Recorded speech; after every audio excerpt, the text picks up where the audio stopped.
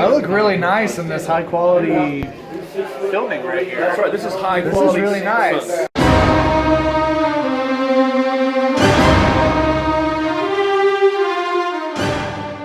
All right, it's Crimson Conversations, and I'm with Steve McEnroe. Last time I saw Trying to keep a grizzled beard yet in control is very hard. not very McEnroe-like. Well, this is a older McEnroe, more mature McEnroe than what you've seen. It's been a while. What have you been up to? It's been a few years since I've seen you last. Well, Steve McEnroe has been kind of retired. He's been taking it easy at the home court, you know, like the McEnroe family tennis court and all that. The tennis club, if you will. We have a club. Oh, is he trying to interrupt another interview? I don't know, but two Head, I need a sponsor. Two interviews I need to in get a row. on that guy's level. He's always eating. I don't eat enough. I mean, doesn't look. I would be that big if I ate that much. Let's just say not that. in a good way. No, it's all good. I'm one of the only guys I know trying to gain weight right now. Oh, okay. I'm trying to lose because If I don't look like John Cena, then I don't stand a chance. nobody looks like John Cena. Exactly. That So means what's the you're point genetic of freak. me even sending my stuff in? Do they take tapes anymore? They might. I think it's all I sent you the like CD-ROM. I hope they accept it. It's the greatest match I've ever seen, but it's on What CD-ROM. match was it? My match against probably, man, I've had a lot here in San Antonio in RCW. I can send them. I was just BSing. I haven't sent them a match yet, but I need to get some new promo pics. Steve McEnroe. Steve Areno will be sending his stuff into WWE. You're gonna see me on 205 Live, or see me on SmackDown, or whatever they want to put me on. You know? Well, that would be awesome. So how long have you been a wrestling fan? Wrestling fan? Yeah. God dang. I've been a wrestling fan since probably 2000. I mean, I was right before middle school. I feel like I got started kind of late in wrestling as compared to other wrestlers. You know, I kind of got into it late in life. So a lot of people make fun of me, but I started watching wrestling around the Invasion era. I wasn't even. I saw the disappointed look on your face I right stopped there. watching wrestling at that point. Exactly. I was just picking up wrestling at that point. That's all right. And so, like, I mean, to me, it was brilliant because that was that was my first taste of wrestling. That's true. WWF and WCW, that's awesome, you know. And then once I smartened up to the business, I was like, oh yeah, this is kind of an insult to the fans' intelligence a little bit. But you know, I enjoyed it as a mark. You know, it got me into wrestling. Who was your favorite wrestler? Favorite wrestler, Shawn Michaels. Best I of all mean, time. he was the one that got me into. I mean, that's my go-to because he got me into wrestling. Right. The picture of him holding the title when he first won it against way Bret before Hart. your time. Right. And I remember I had a WWF magazine, and it said, "Where were you when the boyhood dream became reality?" And I posted that on my wall as a 15-year-old kid, and that motivated me to stick to wrestling, find a trainer, find a place to train, you know, actually be legitimate, get into the business the right way. So where did you train? I trained in Austin at the current name is AEPW, but it's gone under a million different changes and name changes since I've been there. When it first started, it was QFC in Austin, Texas, and then it went to TCW, kind of merged with another company, and now it's AEPW. So if you're in Austin, if I can get a cheap plug, I'm actually helping. I'm pretty much one of the head trainers at AEPW, Austin, Texas. Look it up. You want to be a pro wrestler, you're in the Austin area, it's probably the best place to start. One of these guys, I think I have to interview him because he really wants some FaceTime on my. He really wants some FaceTime. He really wants to be seen by my dozens of viewers. So no, it's not. Yeah, exactly. The dozens. That's right, dozens. And dozens. No, just dozens. Just maybe like 2 dozen. So. But yeah, I started training probably late, like November 2009. I think is when I started, and then I had my first match January 2010. Wow. Yeah. You're still young. I like to think so. Yeah. Yeah. What was your favorite match as a fan? Favorite match as a fan? Gosh, this will be funny, but a PWG match. Oh, really? It's kind of what inspired me. When I first discovered indie wrestling, that's kind of when my passion kind of picked up. It's funny.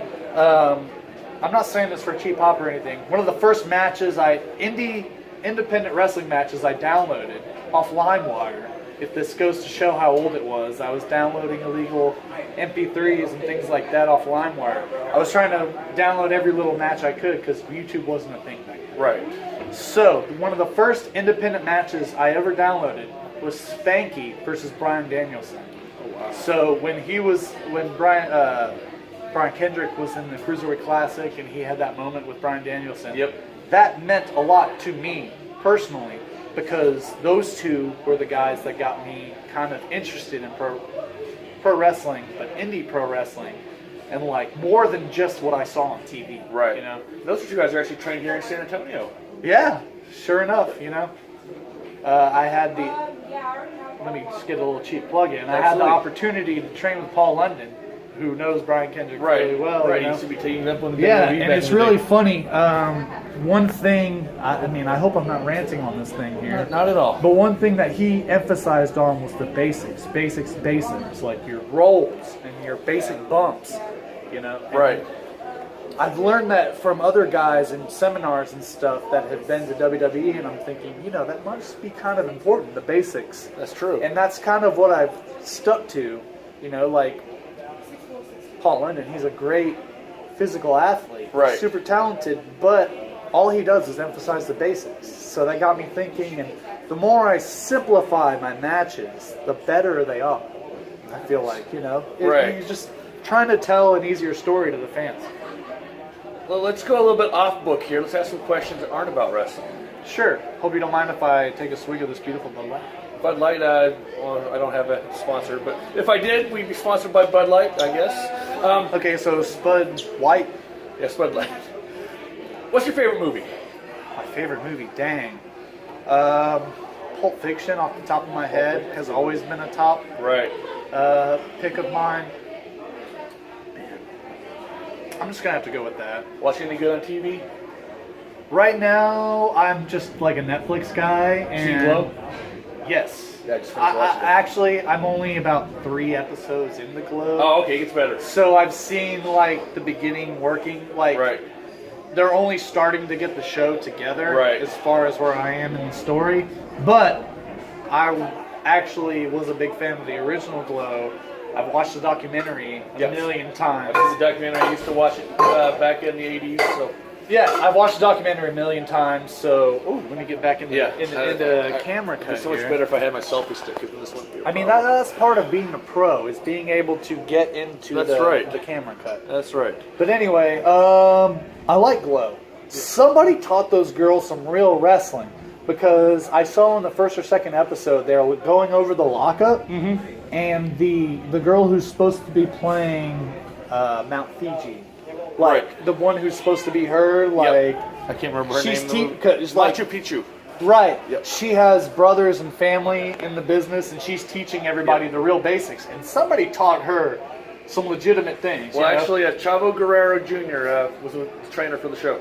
For the show, really? For the show, yep. Damn, that's so funny. Because his uncle trained the originals. Yeah, Mondo. Yep. That's so, like, man, they keep it very close to realistic. They didn't even know realistic as they can. When they hired him, they didn't even know it. They just was. Someone told Chavo. Bunch of marks, right? Yeah. Someone said Chavo's a good guy to train, and that's how Chavo. They just heard Guerrero, and they assumed. I guess so. Yeah. But anyway, somebody told her, if she didn't already know, what she's talking about. She's like, the lockup is the. What is it when you dance? Like it's I can't dance. The lockup of the dance. You know, basically it's the 1-2 1-2 of the dance. You know, you basically have to learn how to work by feel and not talk from there. So I definitely could see that somebody taught those Glow girls some actual wrestling. You know, which was exciting for me. But anyway, what else I watch? I mean, geez, I'm catching up on old WCW. I watched the network, and I've been watching, the last 2 months, I've been watching 97 Nitro. Me and my son, we made a challenge. We're going to watch every pay-per-view from not the Attitude Era, but the Monday Night War era. We're in the middle of 96 right now. Sometimes it takes us 2-3 days to get through a pay-per-view because, you know, we got to fight for the TV with my other it's funny, son, I was going through 97 WCW, and I just got to NWO Sold Out 97. And if you've ever watched that, it's a train wreck. Yes. But when I first started many watching years it, ago. I was watching them hype it up, and I'm like, this must be the greatest pay-per-view of all time. And I'm watching the first 10 minutes of it, and I'm like, this is awesome. And then every 5 minutes, I'm shown how much of a train wreck it was. I was like, damn. So now I'm taking a break. Like, that made me take a break from WCW. Now I'm moving on to, like, NXT, Raw, and SmackDown, and trying to catch up with modern stuff. I was like, wow. Sold Out really pushed me off. Like, from the WCW attitude. I can see that. Okay, well, we've been talking for 10 minutes, and I thought we were going to talk for 5. So, Sorry about that. Nothing wrong. You know what? Long shows are good. How can fans get a hold of you anyway? Are you on social media? Yeah, unfortunately, I might not be under Steve McEnroe or what RCW fans are used to. But right now, you'll find me under Steve Arena. Steve Reno. Okay, there'll be links down below. Make sure you hit subscribe. Are we going to see you in RCW again? Who knows? I mean, who knows? After the whole Michael Faith incident, I feel like we you had enough demand tonight. You need some for revenge. me to come back.